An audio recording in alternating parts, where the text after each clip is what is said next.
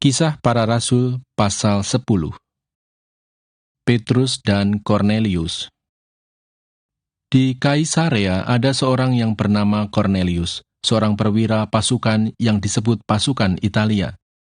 Ia saleh, ia serta seisi rumahnya takut akan Allah, dan ia memberi banyak sedekah kepada umat Yahudi dan senantiasa berdoa kepada Allah. Dalam suatu penglihatan, kira-kira jam 3 petang, jelas tampak kepadanya seorang malaikat Allah masuk ke rumahnya dan berkata kepadanya, "Kornelius." Ia menatap malaikat itu dan dengan takut ia berkata, "Ada apa, Tuhan?"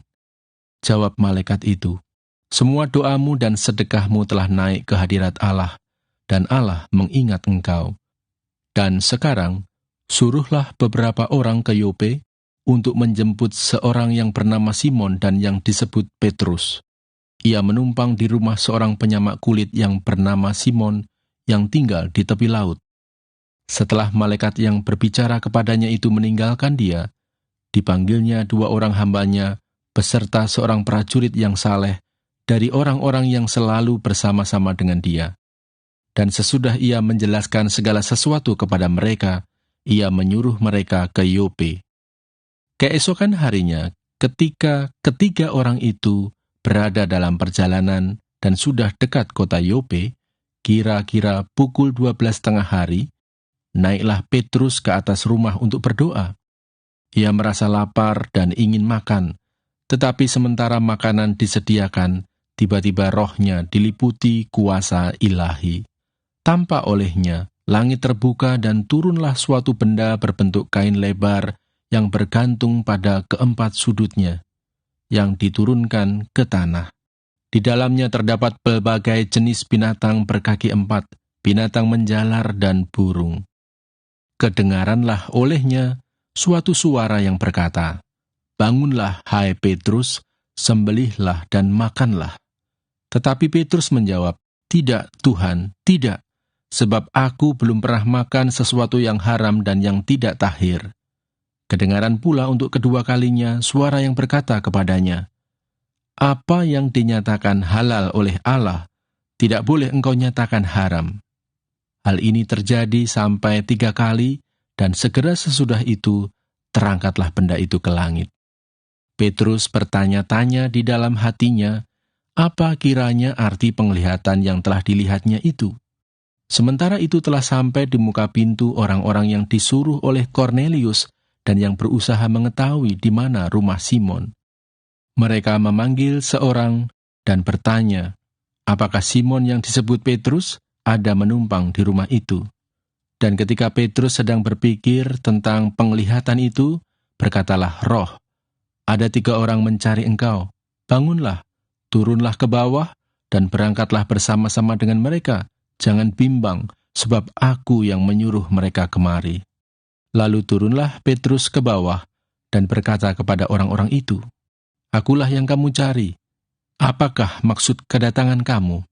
Jawab mereka, "Kornelius, seorang perwira yang tulus hati dan takut akan Allah, dan yang terkenal baik di antara seluruh bangsa Yahudi, telah menerima penyataan Allah dengan perantaraan seorang malaikat kudus, supaya ia mengundang engkau ke rumahnya dan mendengar apa yang akan kau katakan." Ia mempersilahkan mereka untuk bermalam di situ. Keesokan harinya ia bangun dan berangkat bersama-sama dengan mereka, dan beberapa saudara dari Yope menyertai dia. Dan pada hari berikutnya, sampailah mereka ke Kaisarea. Kornelius sedang menantikan mereka, dan ia telah memanggil sanak saudaranya dan sahabat-sahabatnya berkumpul. Ketika Petrus masuk, datanglah Kornelius menyambutnya, dan sambil tersungkur di depan kakinya ia menyembah Petrus. Tetapi Petrus menegakkan dia, katanya, "Bangunlah, aku hanya manusia saja." Dan sambil bercakap-cakap dengan dia, ia masuk dan mendapati banyak orang sedang berkumpul. Ia berkata kepada mereka, "Kamu tahu betapa kerasnya larangan bagi seorang Yahudi untuk bergaul dengan orang-orang yang bukan Yahudi atau masuk ke rumah mereka. Tetapi Allah telah menunjukkan kepadaku bahwa aku tidak boleh menyebut orang najis atau tidak tahir, Itulah sebabnya aku tidak berkeberatan ketika aku dipanggil, lalu datang kemari. Sekarang aku ingin tahu, apa sebabnya kamu memanggil aku?" Jawab Kornelius, "4 hari yang lalu, kira-kira pada waktu yang sama seperti sekarang, yaitu jam 3 petang, aku sedang berdoa di rumah. Tiba-tiba ada seorang berdiri di depanku, pakaiannya berkilau-kilauan, dan ia berkata, 'Kornelius, doamu telah didengarkan Allah dan sedekahmu telah diingatkan di hadapannya. Suruhlah orang ke Yope untuk menjemput Simon yang disebut Petrus. Ia sedang menumpang di rumah Simon, seorang penyamak kulit, yang tinggal di tepi laut. Karena itu, segera kusuruh orang kepadamu, dan dengan senang hati engkau telah datang. Sekarang kami semua sudah hadir di sini di hadapan Allah, untuk mendengarkan apa yang ditugaskan Allah kepadamu.' Lalu mulailah Petrus berbicara, katanya, 'Sesungguhnya aku telah mengerti bahwa Allah tidak membedakan orang. Setiap orang dari bangsa manapun yang takut akan Dia dan yang mengamalkan kebenaran berkenan kepadanya. Itulah firman yang ia suruh sampaikan kepada orang-orang Israel, yaitu firman yang memberitakan damai sejahtera oleh Yesus Kristus, yang adalah Tuhan dari semua orang. Kamu tahu tentang segala sesuatu yang terjadi di seluruh tanah Yudea, mulai dari Galilea, sesudah baptisan yang diberitakan oleh Yohanes, yaitu tentang Yesus dari Nazaret, bagaimana Allah mengurapi Dia dengan Roh Kudus dan kuat kuasa, Dia yang berjalan berkeliling sambil berbuat baik dan menyembuhkan semua orang yang dikuasai iblis, sebab Allah menyertai Dia.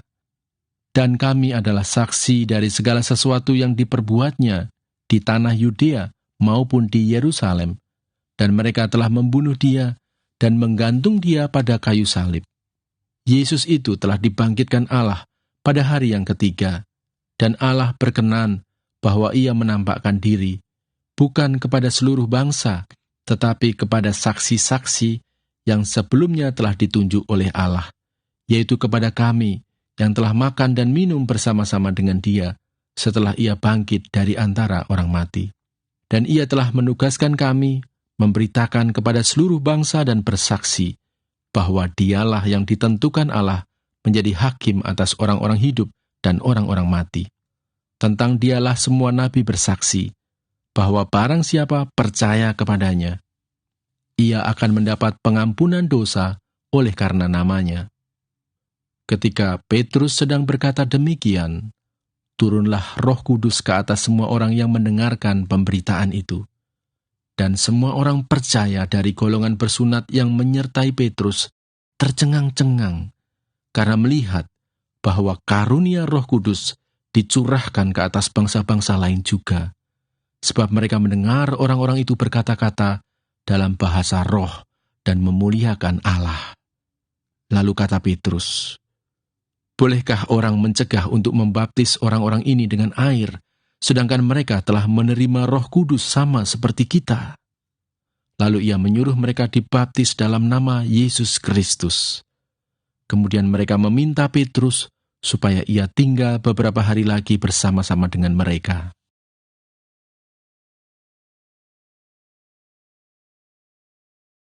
Kisah Para Rasul pasal 11.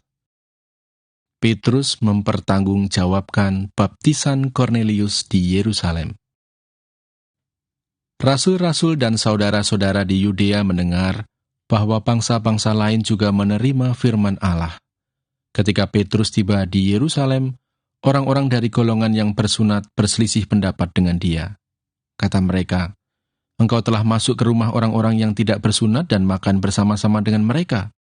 Tetapi Petrus menjelaskan segala sesuatu berturut-turut, katanya, "Aku sedang berdoa di kota Yope.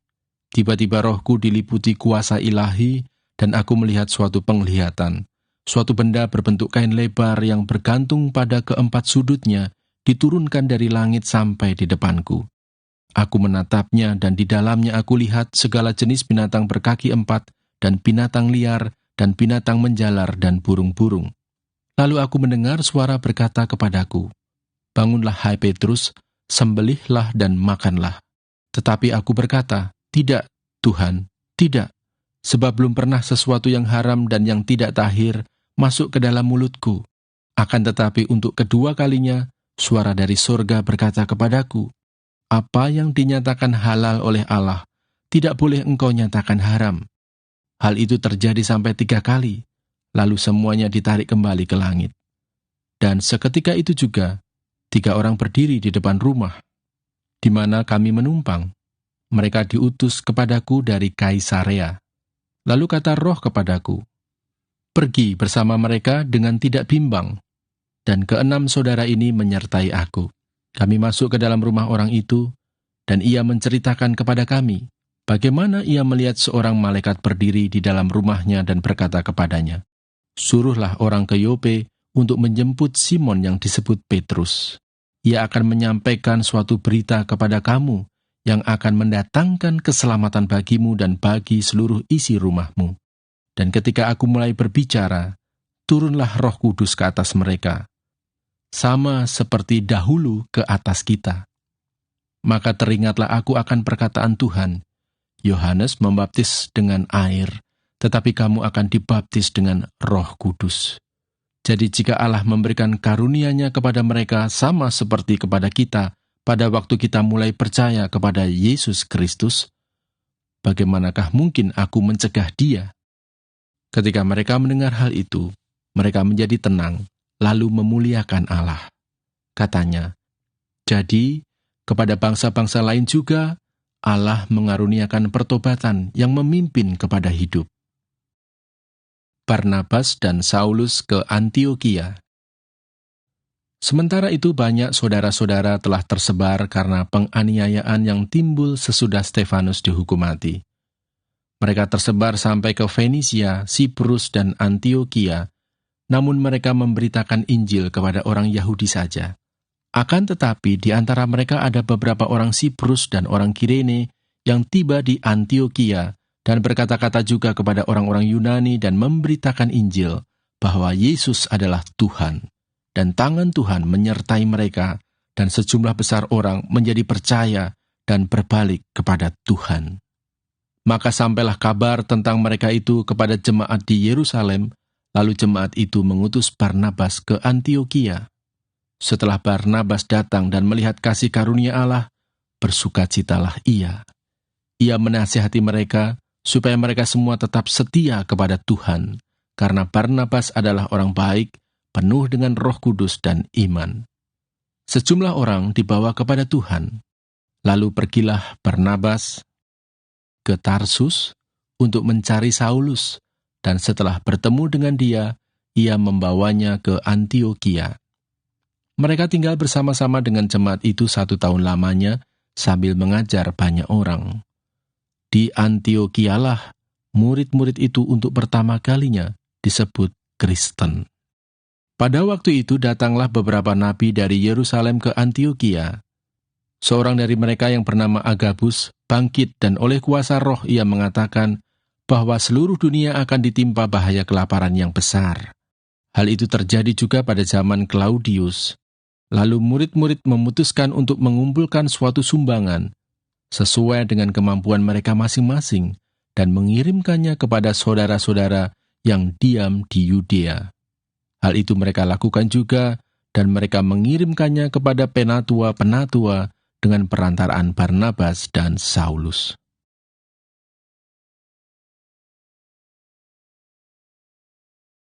Kisah Para Rasul pasal 12. Yakobus mati, Petrus dilepaskan dari penjara. Kira-kira pada waktu itu Raja Herodes mulai bertindak dengan keras terhadap beberapa orang dari jemaat. Ia menyuruh membunuh Yakobus, saudara Yohanes, dengan pedang. Ketika ia melihat bahwa hal itu menyenangkan hati orang Yahudi, ia melanjutkan perbuatannya itu dan menyuruh menahan Petrus. Waktu itu hari raya roti tidak beragi. Setelah Petrus ditangkap, Herodes menyuruh memenjarakannya di bawah penjagaan 4 regu, masing-masing terdiri dari 4 prajurit. Maksudnya ialah supaya sehabis Paskah, ia menghadapkannya ke depan orang banyak. Demikianlah Petrus ditahan di dalam penjara, tetapi jemaat dengan tekun mendoakannya kepada Allah. Pada malam sebelum Herodes hendak menghadapkannya kepada orang banyak, Petrus tidur di antara dua orang prajurit, terbelenggu dengan dua rantai. Selain itu, prajurit-prajurit pengawal sedang berkawal di muka pintu. Tiba-tiba berdirilah seorang malaikat Tuhan dekat Petrus, dan cahaya bersinar dalam ruang itu. Malaikat itu menepuk Petrus untuk membangunkannya, katanya, "Bangunlah segera."